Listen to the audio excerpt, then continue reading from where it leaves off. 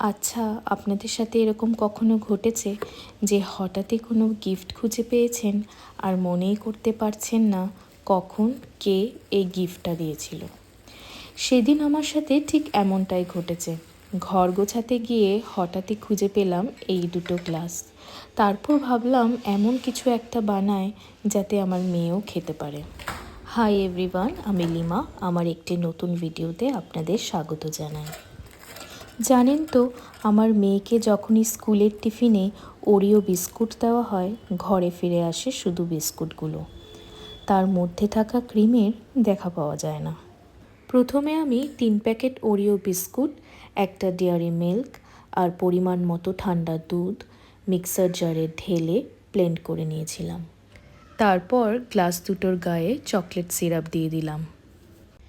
এরপর বানানো মিল্কশেকটা 2টি গ্লাসে ঢেলে নিয়েছিলাম।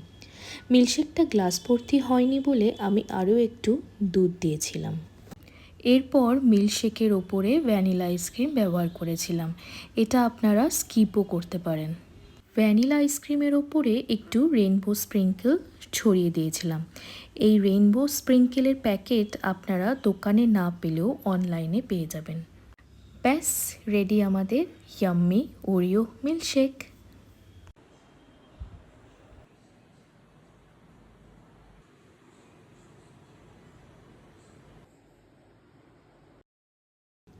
আমি মনে করি রান্নাটা পুরোপুরি একটা আর্ট। আপনি যত সুন্দর করে সাজিয়ে পরিবেশন করবেন, যে খাবে তার ততটাই ইচ্ছে হবে সেটাকে খাওয়ার। আমার মেয়ের তো খুবই ভালো লেগেছিল, ওর এক্সপ্রেশন দেখে বোঝা যাচ্ছে।